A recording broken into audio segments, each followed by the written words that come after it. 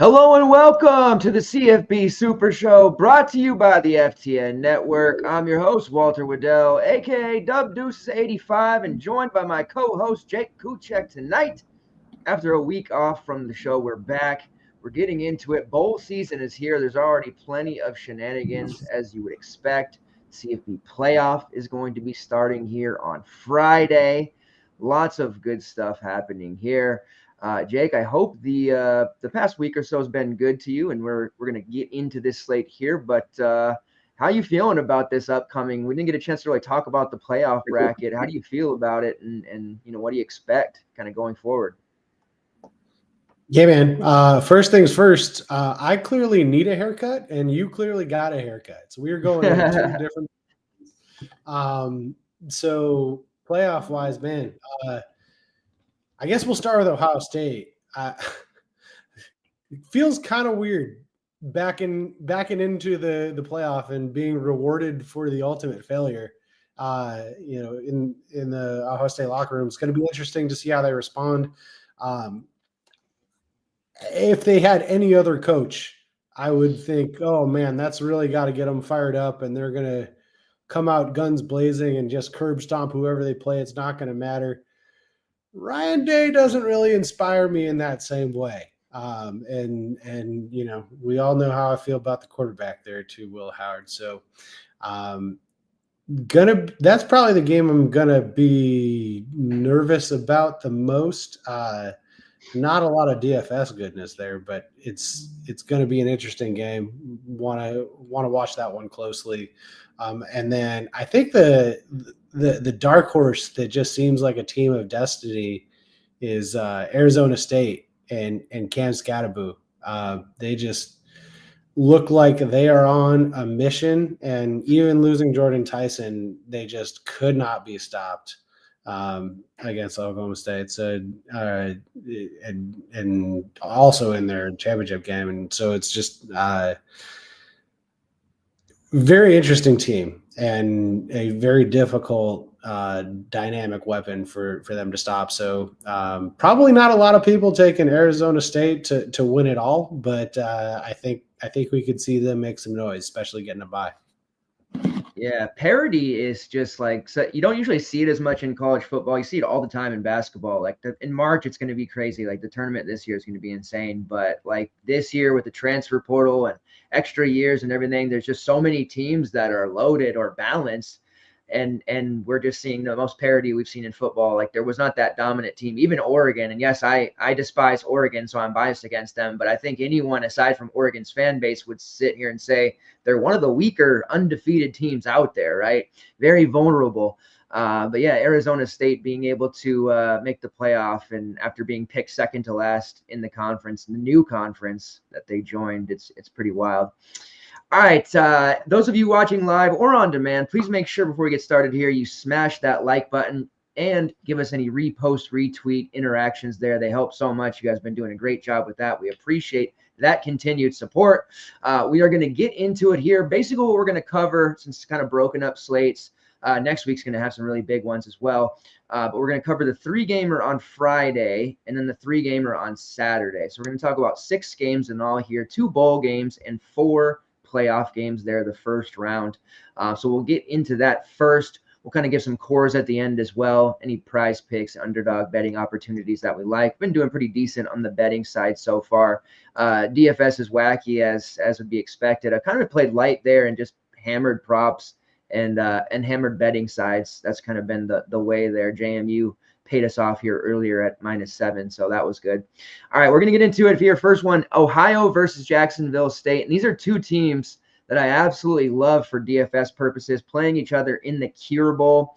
Brand favorite, as it will, Parker Navarro, a couple of games in a row now at low rostership, just completely detonating. We love Parker Navarro. A little bit weird, though, here going on. Ohio's coach, Tim Albin, he took the job at Charlotte.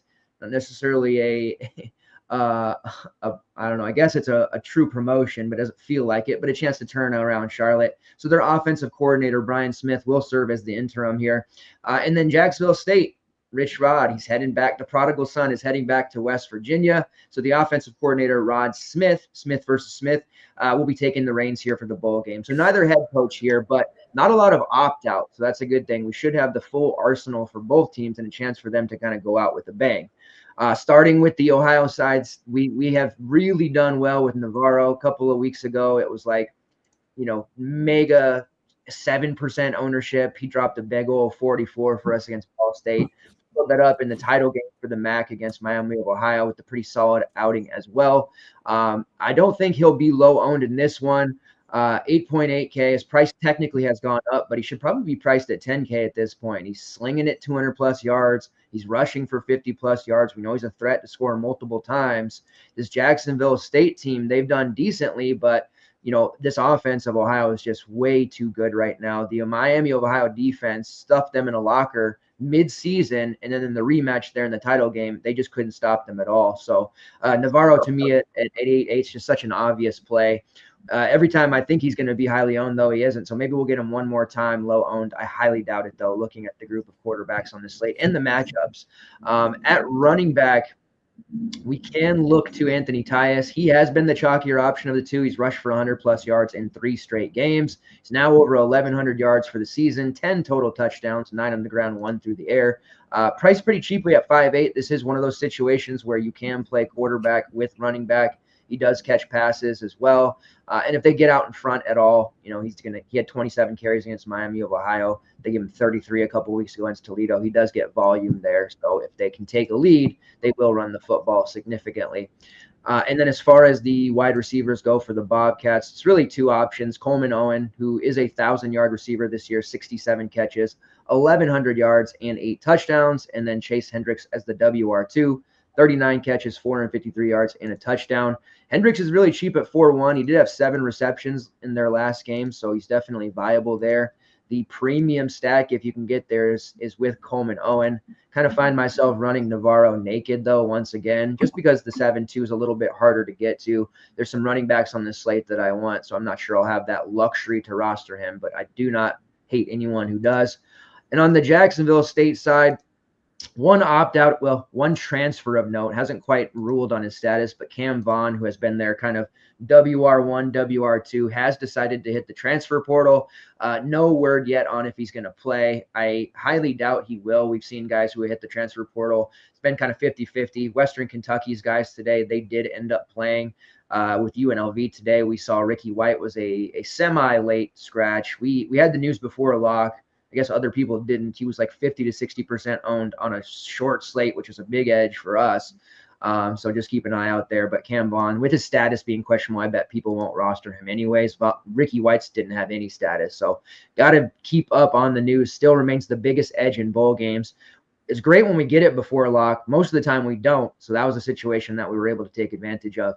Anyways, you have Tyler Huff here at 9K. If you can run Huff, along with Navarro, it's not a bad way to go. Something's going to have to break here. Huff is an amazing rusher, better than Navarro on the ground, but doesn't have quite the same level of passing ability.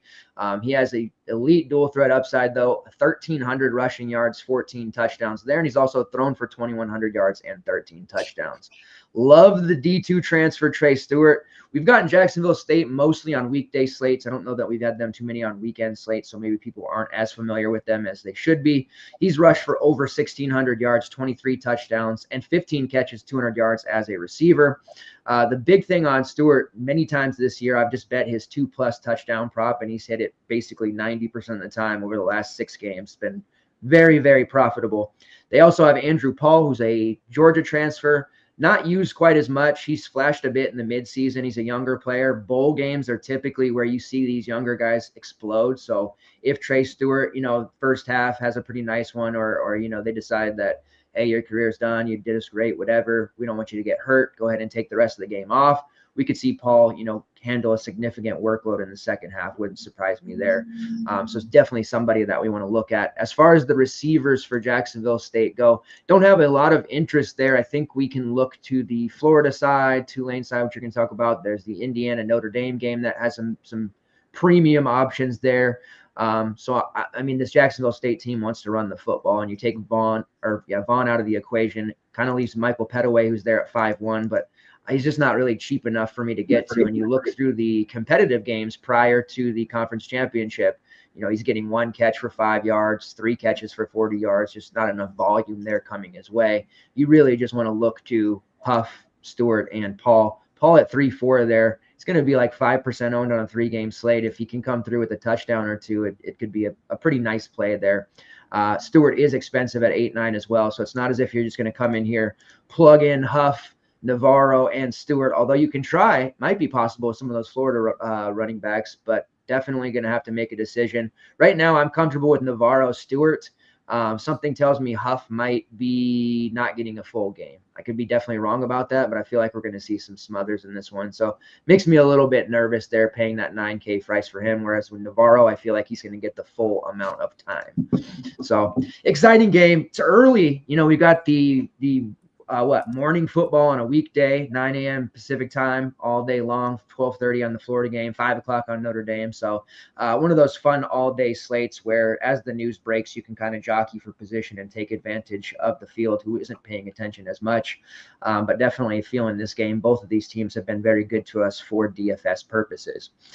Before we move on from the Cure Bowl, do you want to add anything there? No, thank you. Nailed it. We've seen a lot of those teams. We're pretty excited about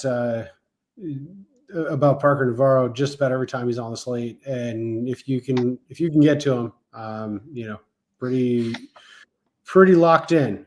He's been making us all the money, so lot to pay, but he's been productive too. So I like that call. All right, moving on, we have Tulane versus Florida in the Gasparilla Bowl. Who would have thought Florida, after the start to the season, that they would actually make a bowl game? But they have, and they're 12-point damn favorites in this one, total of 49.5.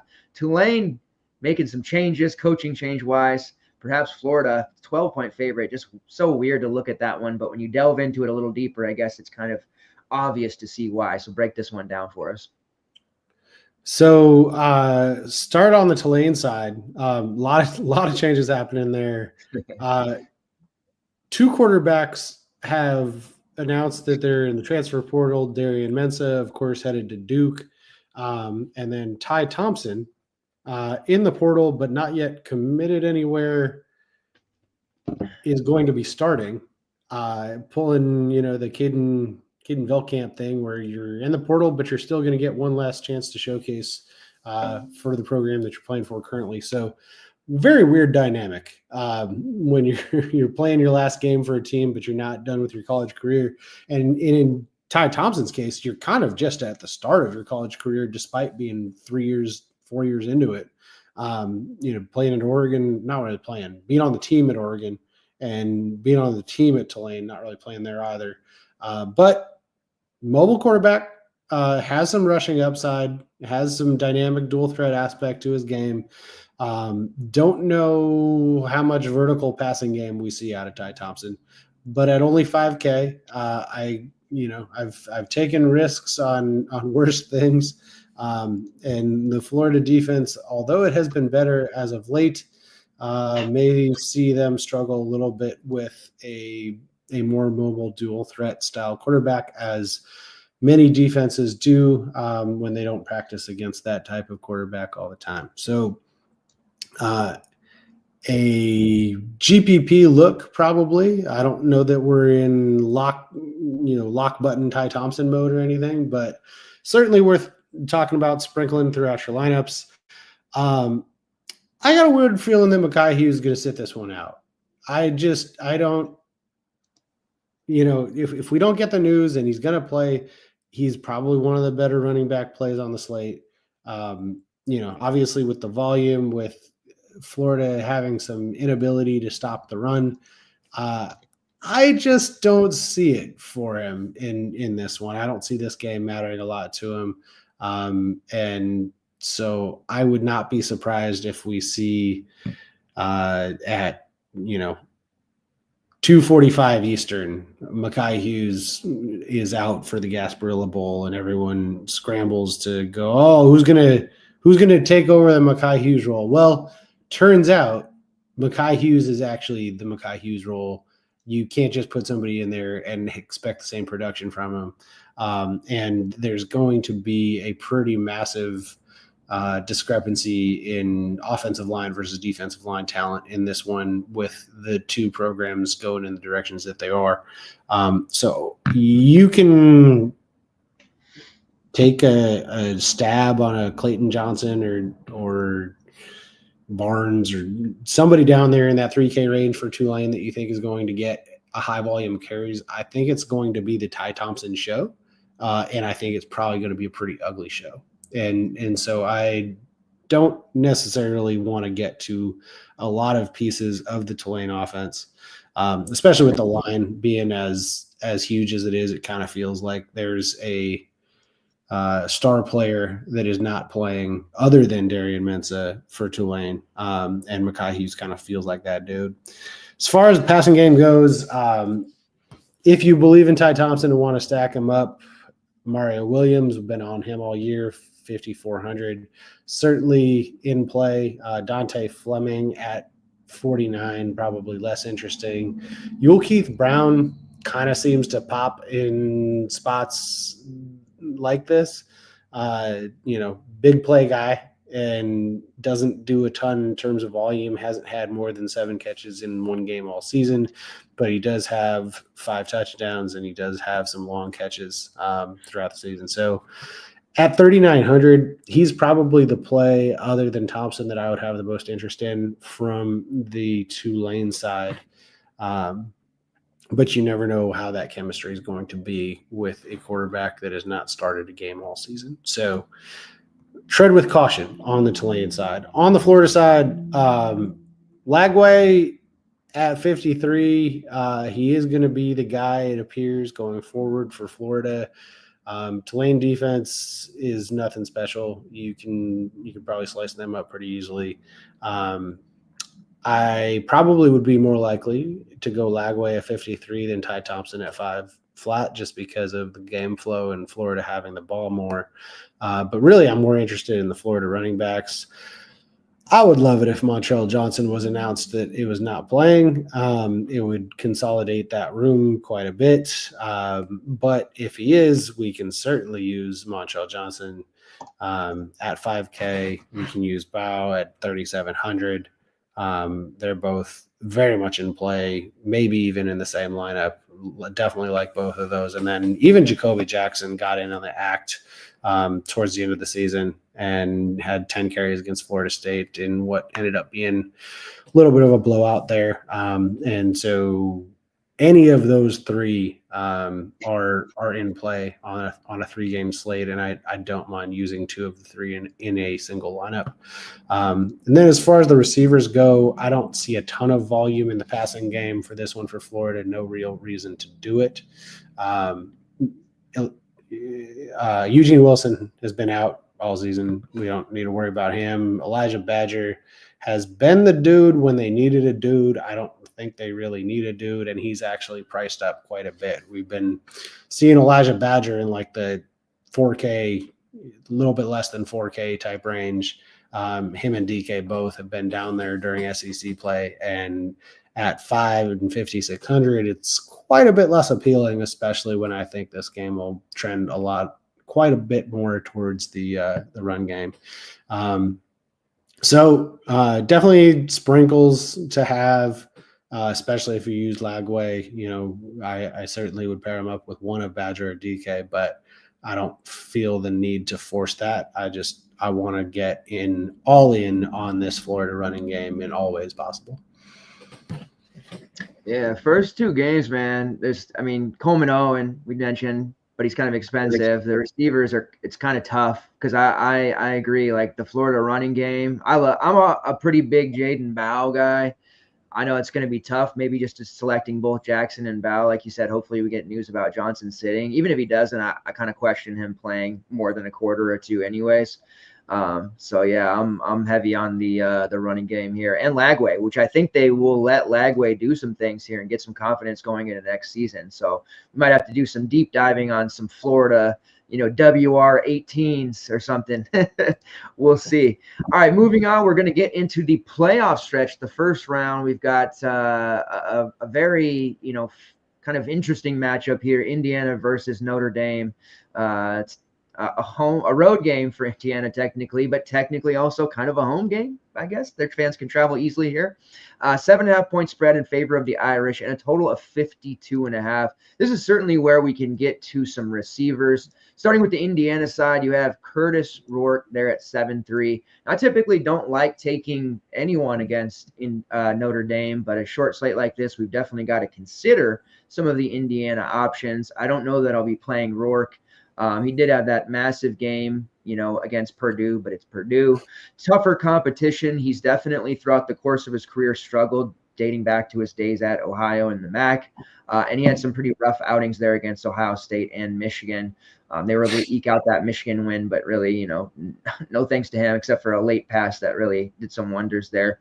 So I definitely am worried about him. I think Cignetti and his game plan will be good against Notre Dame, but Rourke is certainly a afterthought to me when we're looking at Lagway, Navarro, Huff. Like there's just so many, and Riley Leonard here on the other side. So I'm not going to be on too much Rourke there. Might be a bit of a mistake, but Notre Dame's defense has just been very, very good. The running game for Indiana, you have some relatively cheap options.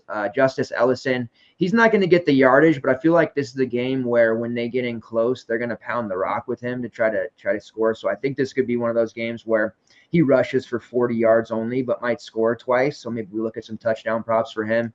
We've got more of the faster option in Tyson Lawton, who has done really well recently. And then Kalen Black's kind of the third option there, getting some looks. He's kind of fallen out of the rotation slightly, but Ellison and Lawton are certainly cheap. And then the receivers, if you can get to Elijah Surratt at 5'9", I know I just said that Rourke, he struggles in these spots, but Surratt's going to be a guy that when they do throw the ball, he's going to be getting the majority of the work. They, against lesser tier competition, we've seen Price, we've seen Cross, Omar Cooper do some work, but in a tough, tight game like this, I feel like we're going to see 10-plus targets for Elijah, and that's going to be a variety of looks and different options. His production in a game like this would be like a 7K player. We're getting him at a price of 5.9, and I would like to say people will overlook him to a degree, but it is only a 3-game slate. When you look at the receivers, he just really stands out as the premium and best option to me. We do have Keyshawn Williams at 3.8K. He's seen a nice spike recently, 4 straight games, over 4 targets. Had the nice 5 for 56 in a touchdown game against Purdue. They even gave him a couple of carries. 6 for 86 against Michigan State, 6 for 70 against Michigan. He was a pretty critical piece in the second half as well. So if you can't quite get to Surratt because of the premium options you're using at quarterback, I do not mind using Williams there. He's 4th on the team in targets with 42, but when you look at those last 4 games, he has seen a surplus of targets here, 19 in the past 4 games. For 42 total. So a majority of his production in the past couple of weeks has really kind of put him ahead of guys like Miles Cross and Miles Price for me. On the Notre Dame side, a decision to be made here. We've really got 4 quarterback options we can use. And needless to say, as the captain of the team for running back, this is a 2 quarterback slate. At least I think it is. I don't think you'll disagree, but maybe. Taking Hughes out of the equation there's just not going to be enough running backs to make up the difference like we would normally see quarterbacks. Riley Leonard is expensive at 9.4. I don't hate the idea of going Leonard and Navarro, Leonard and Huff. There's some really big firepower that you can get to there. This is a game we can expect Riley Leonard, when they're in the red zone, to run the football a lot for himself. He hasn't really been getting the rushing yardage and touchdowns over the last few games, but they've been involved in some games like Army, Virginia, where they just absolutely belted those teams. And against USC, did have to use his arm a little bit more against them. In that game, it kind of got a little out of hand, and the running backs were just absolutely detonating against the Trojans. So he didn't have to do a lot in that regard. This would be a game where I think we see an A1 Riley Leonard performance. Once Notre Dame figured it out, trying to make him somebody he wasn't in those first 2 games of the season, and they turned him loose as a runner, it turned Notre Dame's entire season around. Think about how you felt in week 2 when they lost 16-14 to a MAC team. Everybody said, well, their playoff chances are over. They're not going to make it. You can write them off. And then they proceed to rattle off 1 million wins in a row, and they make the playoff anyways because nobody can win, or no one did not have 3 losses on their record. And now Notre Dame has a chance to, advance and possibly make it kind of far with their seed.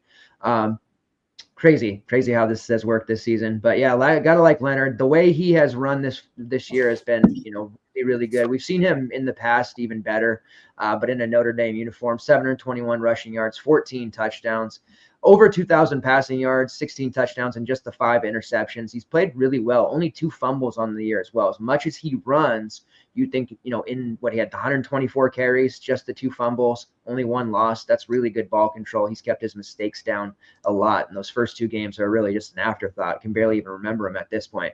At the running back spot, my man Jeremiah Love had a pretty damn good week 14 between the 2 of us. Love got hurt in that game. It really hurt because he finished with 99 yards, so he just missed on the bonus there. And Jadarian Price came in right after he got hurt and ran for like a 35-plus yard touchdown. So that one really hurt my soul. He is officially listed as questionable, but all reports and social media stuff and everything the team is saying, we can expect him to play. Now, he is more expensive than we're accustomed to seeing at 7.5. We're used to getting him in the mid 6Ks, 5K range. So it's definitely a higher price. As long as he's good to go, though, he is definitely a running back you can use. I'm not even really looking to use myself. I agree with you. I don't think he'll play much, if at all. So aside from, being able to or not being able to play Trey Stewart, the next running back for me would be a guy like Jeremiah Love at 7.5, who I think the injury tag maybe scares some people off, but he's definitely going to be heavily involved in this game. And then you do have Jadarian Price, but he's priced up. So if it's a full Love, the 5.3 price on Price is kind of a little bit too much. If he was still in that 3.5, 4K range, we could use him. But with Love back in there, that relegates him down to like 5 to 6 carries. He has to contend with Riley Leonard in the red zone. Like, he's going to have to score a touchdown. He has scored 4 in his last 4 games, but granted, most of those games have been pretty much blowouts, and he's gotten second half carries. So I know a lot of people look at Price and think that that's a great value, but just kind of pump the brakes there and make sure that if Love's in, Price is probably going to be a brick of a play. We've worked through the slate. We're not getting to many good wide receivers, but we do have a myriad of options on Notre Dame sub 4K, so we can get our value here.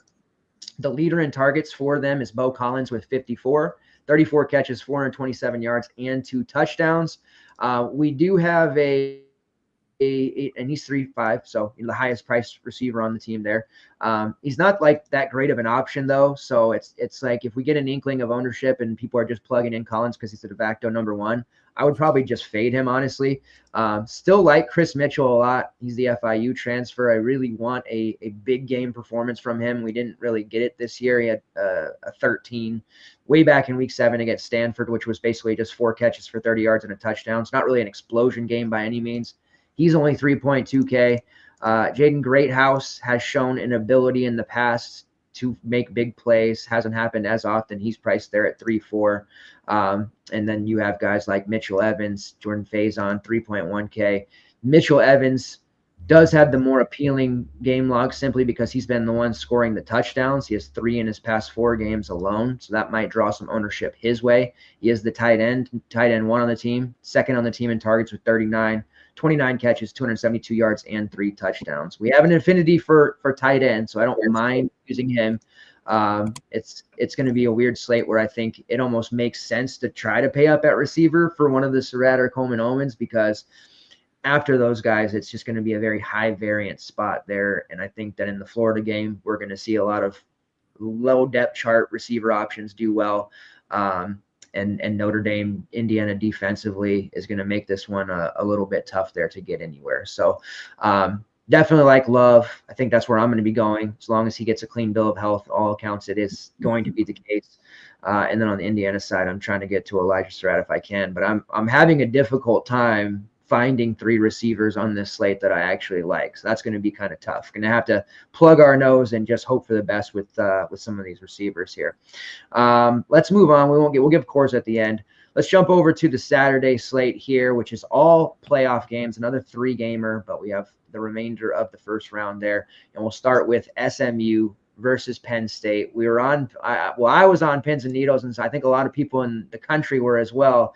Are they going to screw SMU over? Are they going to, put a 3-loss Alabama team in, tells us that if they don't put SMU in, then the regular season, doesn't, it's the conference championship, you can't play them anymore, throw them out. You don't put Alabama in, then strength of schedule, even though Alabama didn't really play anyone. So I'm glad that they did the right thing, which I think, in my opinion, is the right thing, and put SMU in. But they're rewarded with a match against Penn State. Penn State is 8.5-point favorites, total of 54.5. But some interesting news there with an offensive option for them. I feel like this game might give SMU a chance here if Penn State gets caught sleeping. Big game. Penn State has to show us they can win a big game. Maybe this is the time for them to do it under Coach Franklin. Break this one down for us. Yeah. So this SMU team, they've been interesting to follow. We had them on the week 0 slate back when it was RJ Maryland breaking slates, and we've been on a lot of slates, and they've been on a lot of the night slates that I've written up to. So I feel like I am pretty familiar with them. And I'm even starting to hear some like early Kevin Jennings Heisman 2025 hype. And so he has ascended to, kind of a top tier quarterback. And he's kind of the same thing as Riley Leonard. Like he's super expensive. Well, he's not super expensive. He's moderately expensive, 7.7, but all of his receivers are cheap. So you don't have the same problem that you would have with like a Cam Ward and Restrepo, where it's like, well, how do I play both of those guys? Because quarterback's 10K, the receiver's 7,800. Like, how am I going to do that? Top receiver for Jennings, Roderick Daniels, 4,500. He is very playable, and Jennings is very playable too. I like Jennings a lot as kind of my base quarterback that I mix and match other guys around. And I've been on that train all season, mainly successfully.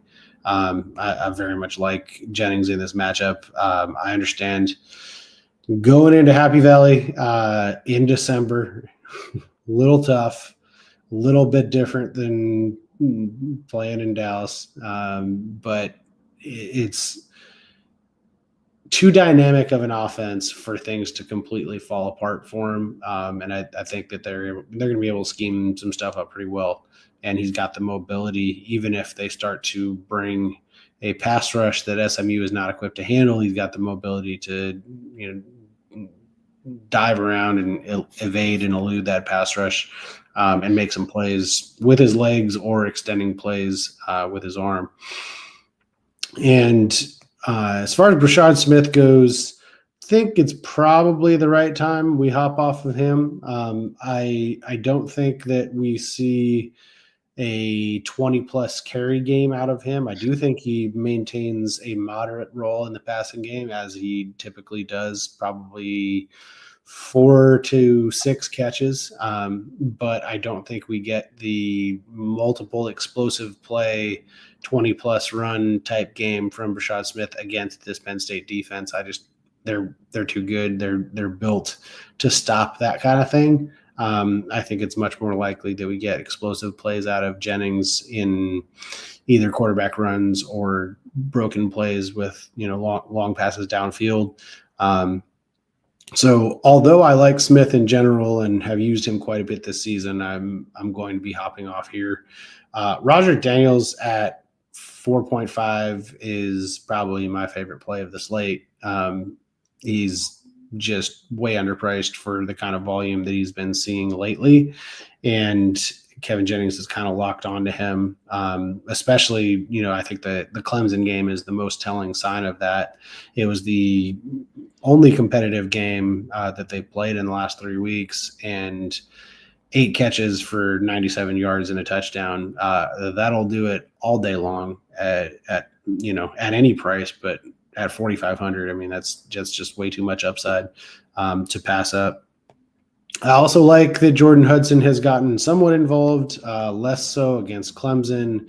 Didn't really do much against Cal, but the previous 2 weeks against Virginia and Boston College, 6 for 56 and a touchdown, and then 7 for 99 and a touchdown. So he has shown his ability to get involved after a pretty slow start to the season.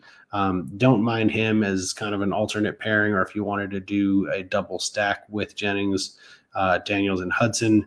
Don't mind that at all. Matthew Hibner is probably the one that everyone is going to be on. Down at 3,900, 5 catches and a touchdown in each of the last 2 games. I think this is probably also where I get off the Matthew Hibner train. He was a lesser known commodity. Now there's enough, he's enough of a known quantity.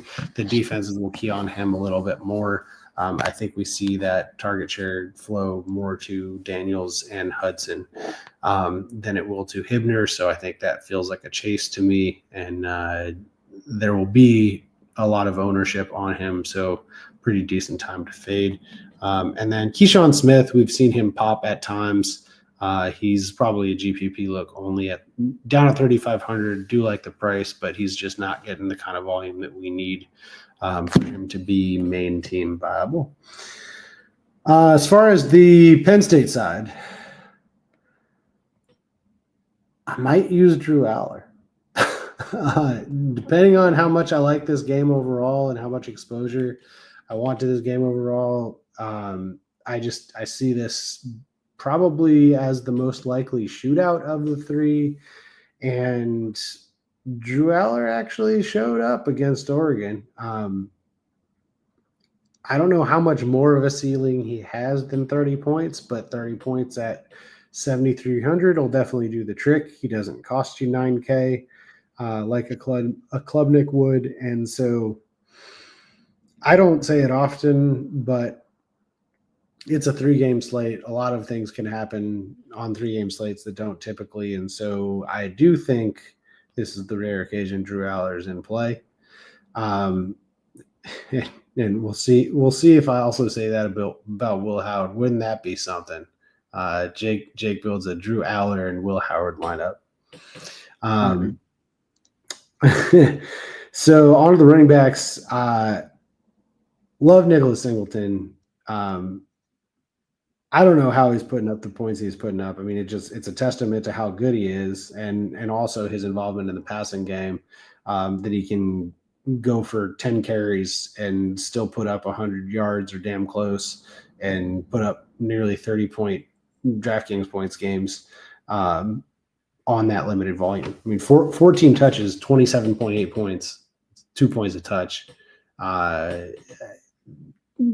How do you not love a guy like that? And at only 6,800 against a defense that the Penn State O-line will have a significant advantage against.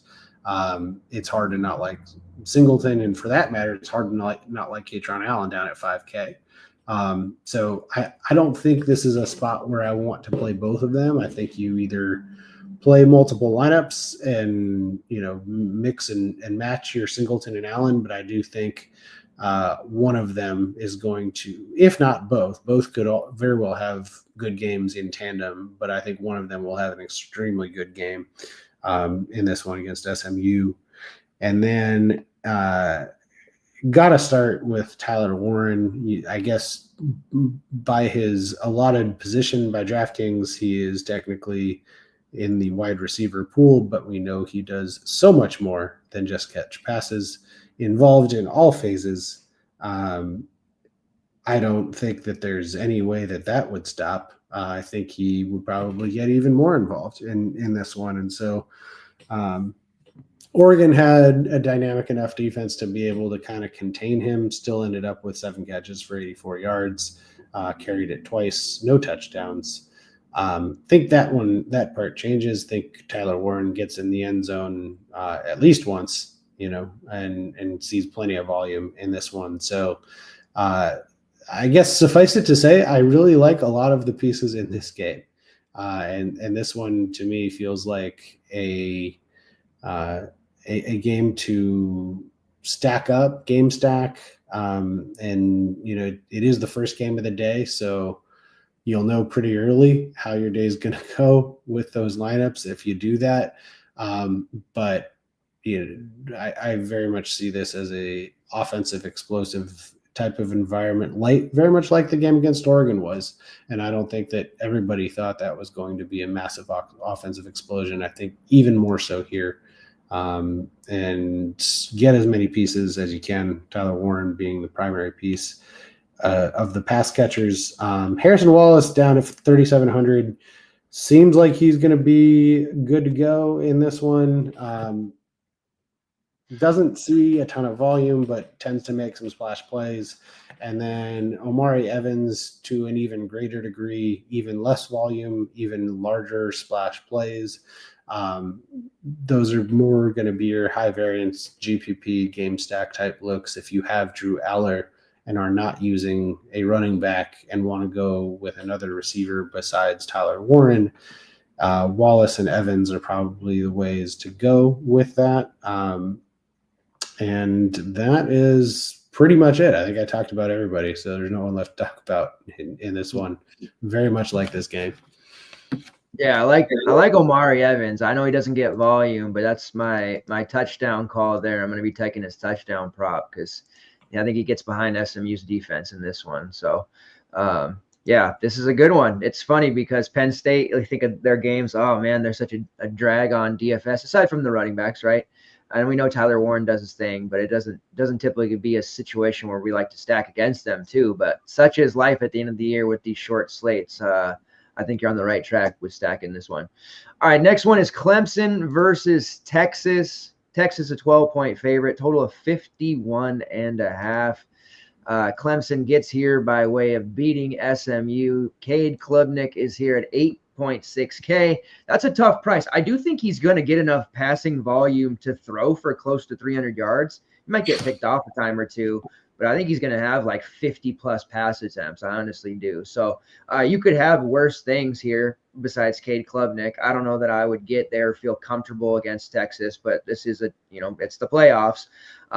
He's going to throw the football a lot. Phil Maffa banged up, not a good thing. They're also going to be without Jay Haynes, who showed some spunk at times against SMU.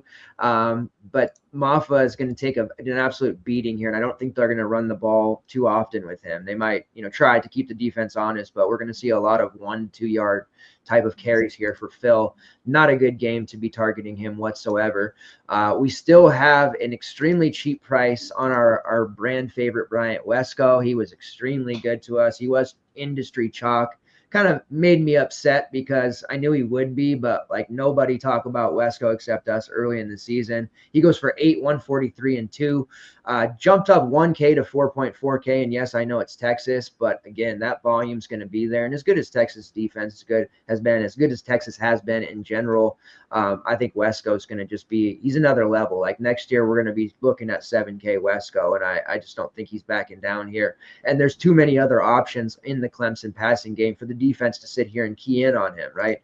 Antonio Williams, who is just a touchdown scorer, not like that's a bad thing for the first 10 weeks, 12 weeks of the season. He's rattled off some big games, 149 yards against Pittsburgh, 99 against a tough South Carolina team. He was okay against SMU because Wesco went off so much, but this is a game where you got to think that Antonio Williams is going to score a time or two. And then you have tight end special Jake Brenningstool at 3.9, and then the other freshman TJ Moore at 3.3. This would be where like everybody continues to roster Wesco. You zag a little bit, you throw in a near min price TJ Moore, who's already shown he has an ability to get behind defenses. With everybody paying attention to Wesco, including Texas, this would be a spot where Moore, finds his way to a 60, 65-yard type of touchdown, paying off his salary in one single target. So GP-wise, you're looking to get a little different. You want some salary relief somewhere. TJ Moore is definitely a spot to look and do that. When you look at let me pull up Clemson here. Lost my page. Their targets. Let me break that down real quick. Antonio Williams leads the team in targets with 94, 71 catches, 842 and 10. But, the couple games missed by Wesco, he's still third on the team with targets with 64. Moore is fourth with 60. Both of them right in the mix there with 4 and 5 touchdowns and just heavily involved here. As we've seen Randall become ineffective, we've seen Stiletto decide that, he wants to go and do something else, doesn't want to play for Clemson. So there's really just 4 pass catchers to kind of focus on at this point. And I think that, like I said, the amount of passing volume that's going to be available, it makes them all pretty viable. Certainly not suggesting that we stack Tech or Clemson up by any means, but I definitely want exposure to Wesco or more. Going to make a decision on those 2. On the Texas side, Ewers is in play at 8-3, I think. He gets just sacked all the time. He's just like a statue. I don't know. There's this whole thing coming in the season where it's like he's going to run a little bit more and have some success, but I guess you got to actually stay upright in order to have that success. I also think he's going to throw a lot. Like both of these teams, I just feel like both quarterbacks are throwing 40+ times. So you're going to want to look to the passing game for Texas here. Arch Manning was a threat to take a couple of snaps and some running plays. He just had the 1 carry against Georgia. I honestly thought they were going to use him a lot more, and they didn't. So it's hard for me to sit here and say they will. He'll have a lot more success against Clemson if he does. In the running back room, Quintravian Wisner, eternal chalk. God, I was so mad at myself. I gotta go off here. Week 15. We have faded Texas running back chalk with success, like a 99.99999% of the time. And then he finally fall for it, and he bricks. I was so angry. Hard not to play him. So let me first say, yes, obviously, as far as playing a chalk play, he made the most sense, right? 26 carries and 33 carries in back-to-back weeks. But God, man, why did that Wisner play? 19 for 51, had the volume, but Georgia's defense kind of stood up there. This is another spot where if people are going to roster him, and we just saw our guy Brashard Smith had a lot of success running the football against Clemson. Wisner should have success as well, but he has the stink of Texas running back on him right now, and I just don't like it. So I may be fading him at 6-2 and getting more involved with the passing game because, like I said, I do think this one has a lot of merit for the passing side. Matthew Golden's price is starting to come up. They've priced him at 5-1 after just basically forgetting about him in the pricing algorithm. He's just about a lock for at least a touchdown or 80+ yards at 5-1. That's not as exciting one without the other, so we want to see more. But 8 for 162 against Georgia. Golden's clearly become Ewer's #1 overall target, his favorite by far. So I think he's very playable there at 5-1. Isaiah Bond at 4-9 is cheap, but because of Golden's ascension towards the top of the pecking order, it's really taken Bond to the middle part of the pecking order, and I wouldn't even right now say he's the second on the pecking order, maybe not even the third. So really hard to kind of get behind playing him. You have a high variance play who has shown upside several times. He had 4 catches for 104 yards back in week 4, then kind of sleepy then, but then you saw 9 for 114 against Georgia. DeAndre Moore has real athleticism, real talent. I do think he could absolutely torture this Clemson defense the way we saw SMU do it. This is going to be a really good spot at 4.2K. And I'm going to have to get a read here on how the ownership goes. If the public, the masses are all over Moore, it kind of makes me a little less enthralled with him because there is bust potential, clearly looking through his logs, right? Had that 697 and 2 touchdown game against Vanderbilt. But if he's not, and people are just going to find the salary to go Golden, and we're getting more sub 10% on a 3-gamer, I have a lot more interest there. I would want a ton of DeAndre Moore in that case. So I'm going to kind of let ownership guide me in that one. I typically don't worry about it that much, but that's just the way I'm going to really play it. And then you have the tight end, the baby blanket Gunnar Helm. They really did a nice job. He wasn't – the way that Georgia's defense was playing, it didn't allow for Helm. Like there wasn't a lot of stuff in front of them. There was just big plays happening. So that just kind of took Helm out of it. I do think he's okay at 3.8 here. You want salary relief. He's typically going to be pretty safe, but there's not a lot of upside there. A super deep GPP play in Ryan Wingo. His time will probably be here next year. He is priced at 3.5K. Definitely playable as a GPP look on a 3-game slate. But the decision really, I think, comes down to Matthew Golden, or you go about 1K down to DeAndre Moore to really make your decision there. I'm potentially coming out of this game with 2 receivers, certainly not 3, but 1 on each side, Clemson and Texas, and just let them air it out on both sides, which I really do think is going to happen. Probably underweight on Wisner compared to the rest of the field, but honestly, I'm okay at this point. I just I can't bring myself to do it. I think there's some running back options. I know you mentioned the next one being kind of ugly, and that might fare well for some of the running backs in that one. We'll get your take here in a minute, but kind of how I'm breaking down the Clemson Texas game here. And I think it could be a little bit higher scoring too. The total is 51.5, so it's already kind of higher, but I think we're talking about a game where it goes into the 60s pretty comfortably. Do you have anything you want to add there for either side? Just how remarkable it was that Quinn Ewers, despite putting up two of his receivers putting up massive games, he ended up with like a very mediocre and actually fairly poor DraftKings output in the game against Georgia. Like it's rare to see two receivers absolutely go nuts for their price tag and the quarterback be terrible. It's hard to do that. Yeah. That was one of those situations where it's like, man, if I'm playing two receivers, I got to play the quarterback. And people will be like, because there's no way it fails. Like if those two are going off, how could he not? It's like, well, there you go. Exhibit A, quarterback throws for almost 400 yards, only one touchdown, and no other receivers on the team had more than like 15 yards. So there it is. Doesn't happen very often, but it happened there. And it could happen again, actually, because Ewers, I think he's going to get hit a couple of times and not have anything on the ground. So if he doesn't throw for 4 touchdowns at least, he's just not going to get there. So people every time say that to us about the stacking, but there it is. I'll be able to reference that for years. All right, moving on to the last game on the slate here, Tennessee versus Ohio State. It's a total of 46.5. The Buckeyes right now favorite by 7.5. The Vols have kind of irritated us a lot this year, and then we kind of forgot about them because they were on the night slate a ton this season. Ohio State, they frustrated us as well. They were pretty good. Jeremiah Smith, but overall, this is a really interesting matchup, and I'm a little bit confused by it, honestly. So I'm looking forward to hearing your breakdown. Take it away. Yeah. I think you'll know in the first quarter how this one's going to go. This could be the game that saves Ryan Day's job, or this could be the game that gets Ryan Day fired. And you could also make the argument that the last game is the game that should have gotten Ryan Day fired. But how are you going to fire a coach when you're in the playoff, right?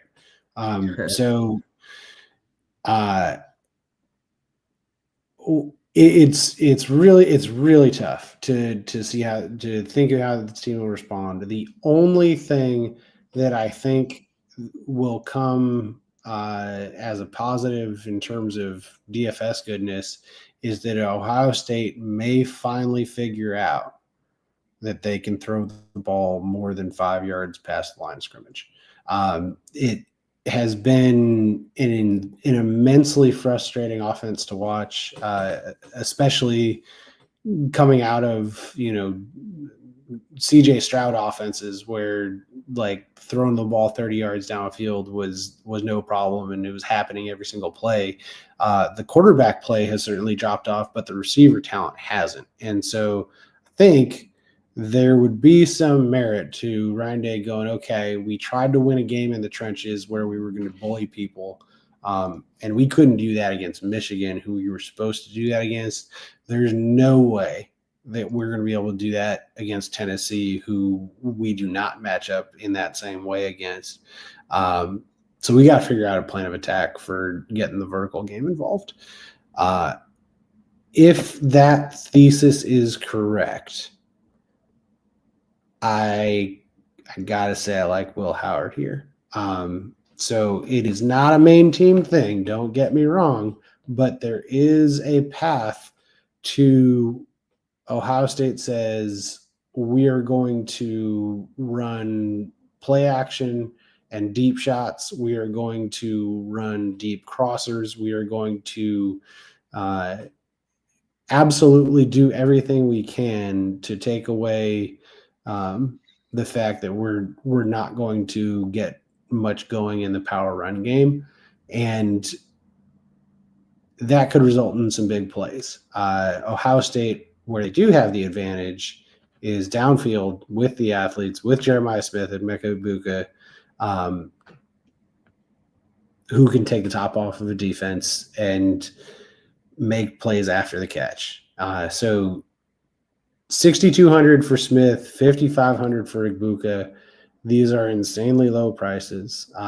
Not relative to what they've done recently, they're good. They're accurate prices for what they've done recently, but for the talent, we're used to seeing the Ohio State, top two receivers being like the 7.1 to 7.5 range, and 5,500, 6,200 is just way too low.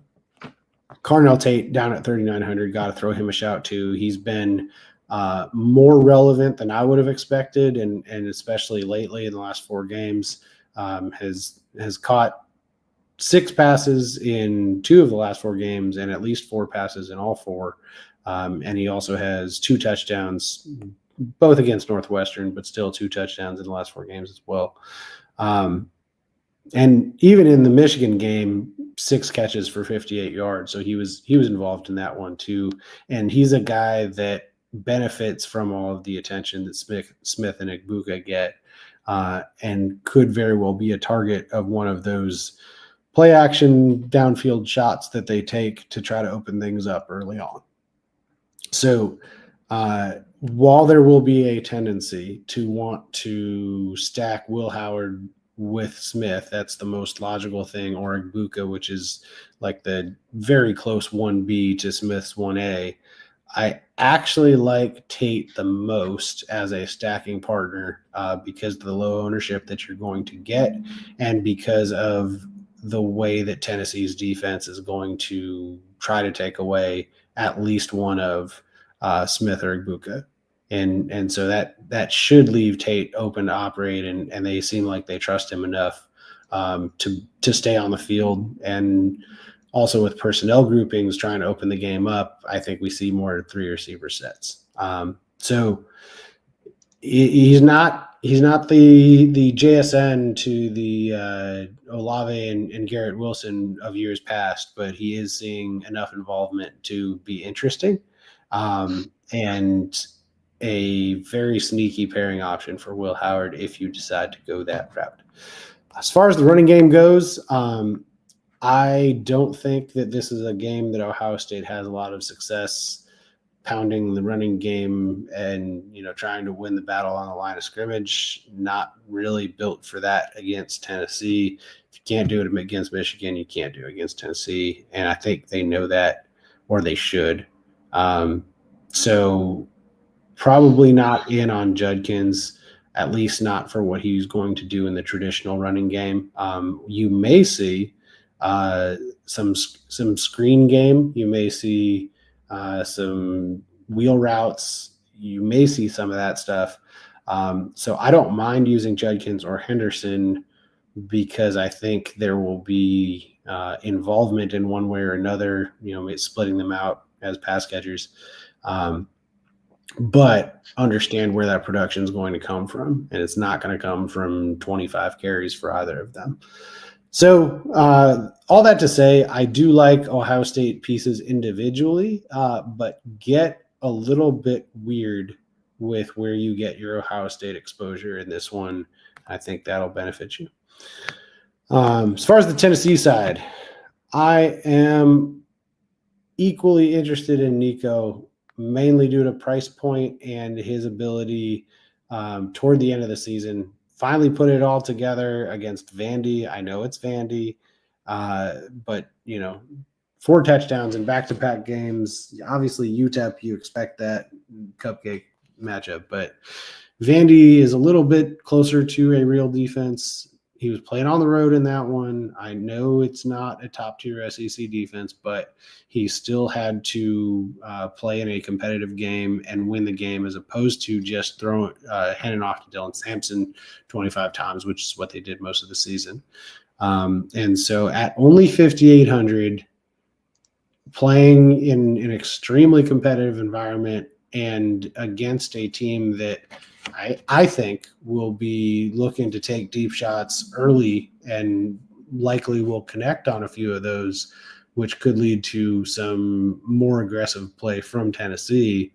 I don't mind using Nico either. So even though it's a low scoring total and teams that traditionally have had good defenses, I think the game flow might be a little bit more DFS friendly than it would appear on the surface. As far as Dylan Sampson goes, this is the lowest price we've seen on him in quite some time.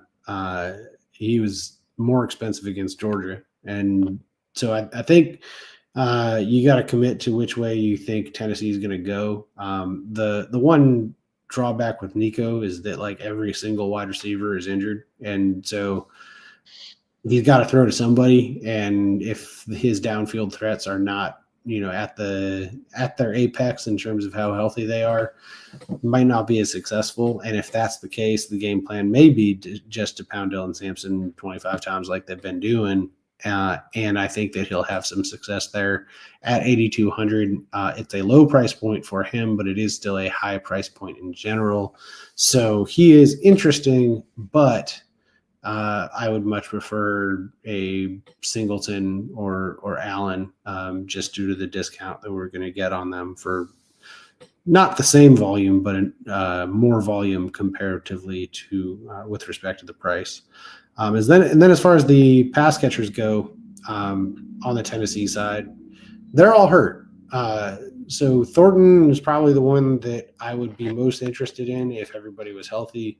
They are not. He may or may not go. McCoy may or may not go. Squirrel White may or may not go. The only guy that's really apparently healthy is Miles Kitzelman. So he's at 3,400, and if all of the receivers don't go, maybe that elevates his target share a bit, and you could use him in a GPP build. But I think I'm either Dylan Sampson or no Tennessee guys at all in a main lineup, and then Nico and whatever Tennessee receivers end up being healthy and 100% or close to it in large field GPP, to go with Will Howard and whoever I stack Will Howard with on the Ohio State side. Maybe we see like Tulane level Chris Brazzle. Probably not, but maybe he makes it. Maybe. I mean, hey, look, Cornelius Johnson had a career game against the Ohio State secondary a couple years ago, and so I think anybody can do anything if that happens. So yeah, this slate it doesn't have a lot of high priced options, and looking at it, I don't build this way very often playing around with builds, but like a 1 quarterback, 2 running back, $1 million receiver lineup looks kind of appealing. So I rarely build that way, but it definitely looks pretty good. These prices are very cheap. All right, let's get cores for both. We'll just start with the one that we're working on here. You go first. What's a core 3 looking like for you here on the Saturday slate? For Saturday? Okay. Yeah. So Saturday, we're going to go with Jennings at quarterback, and we're going to go with Singleton at running back, and we are going to go with Daniels at receiver. Dig it. Yeah, I think the Aller call is makes the most logical sense. So I'll go Aller, Dylan Sampson, because I got to play. If I'm only playing 2 running backs, I got to play the best one. And then Jeremiah Smith, that price is so cheap, but I just got to go right back to Bryant Wesco. Maybe he's not going to be chalk because it's Texas, but I just got to keep playing my guy there at 4-4. All right, the Friday slate, I'll go first here. Parker Navarro, who else would it be? Jaden Bow, I'm taking a stand there on those 3 running backs from Florida. I might just play him and Jackson, honestly, but Bow's my preferred. And then this is the slate where I absolutely hate wide receivers, hate them. I think Surratt will be in majority of my lineups just because he's the one name I trust, even though he's playing Notre Dame. Who are you looking at? So I'm going to go. Well, you took Parker Navarro, which is kind of the main quarterback that I would want, but I'll go with Riley Leonard, and figure out a way to get to him later, price wise. And one of the ways I'll get there is with Jaden Bow from Florida. I did see there was no PrizePicks prop for Montreal Johnson and there was a fairly high one for Jaden Bow. So we may get news that Montreal Johnson is not playing in this one, or we may just want to smash that Jaden Bow number now. And sorry, little tangent there. And then we'll go with Yul Keith Brown at wide receiver. Good one. All right. You mentioned PrizePicks. We'll bring up PrizePicks and Underdog. Had a couple here on the pass attempt side on PrizePicks. They have a few pass attempts, which I've been doing decently with over the last couple weeks. Like he was over 32.5 pass attempts. I do think he throws 40 plus times, as I mentioned earlier. So that would be one that I would be all over. And then a rushing yardage prop here. Let me just make sure it's not. I wanted to go under on Maffa, but they put it at this 51.5 number. But Dylan Sampson over 93.5 rushing yards. I can't remember the last time Sampson had a prop under 100 on PrizePicks. So I know it's Ohio State, but volume, as you mentioned. So I'm just going to slam the over 93.5. I think that could go higher by the time we get to game time, honestly. And then a passing yards prop here for Drew Aller. It's 224.5. You made a good case there, and I was already looking at that one. I think, he gets to 250 kind of easily and maybe even more. So those are the three on PrizePicks I am favoring the most right now. What are you looking at? So we'll start on the Friday slate. Bow, as I mentioned, 62.5. That doesn't seem like that's a backup running back number. Although against Tulane might be, but I think that's a guy who gets 15 plus carries kind of number. And if he gets 15 plus carries, he's getting 100 yards against Tulane. I like the over on that one a good deal. Would love to see a fantasy score posted for Nicholas Singleton. Don't see that posted yet. Maybe we get a little bit closer to the Saturday slate and we get that. But for now, I'll take the over 62.5 rushing yards for Nicholas Singleton. And then on the passing touchdowns, we'll get our demon going with Kevin Jennings over 1.5 passing touchdowns as a demon. So usually that's kind of a base prop, but over 1.5 as a demon. We'll get him throwing the ball in the end zone a couple times. Like it. And then over on Underdog, there's a combo prop for Jeremiah Love, assuming he's good to go. As I've read, 93.5 rushing plus receiving yards. Together, he should sail over 100 here. He's going to be a big time. I don't see him being a decoy, so I do like that combo prop. It's not available on PrizePicks, but it is on Underdog, 93.5. All right, so that's pretty much it. We usually end the show here with you giving us a slate breaker. So I don't want to put you on the spot for two. So it can be from either slate, all slates, whatever player you got, maybe multiple. I don't know. You tell me. Who do you have as a slate breaker here, or slate breakers for Friday and Saturday? Yeah, let's get weird. Let's go on the Friday slate. I don't know that it'll be that weird Friday one, but let's go with Jaden Bow for 115 yards and 2 touchdowns on the ground. So at 3,700, that would do pretty well. That'll play. Probably fairly popular, but I think that'll be a pretty good number for him. On the Saturday slate, let's get a little bit weirder, and let's go Carnell Tate, 7 catches for 110 yards and a touchdown. Tate explosion. I like it. All right. So next week, obviously, it's Christmas, if you can believe that, Jake. It's nuts. Those of us with kids, it's like, slow down. I'm not ready. Christmas can be 2 weeks out, not next week, please.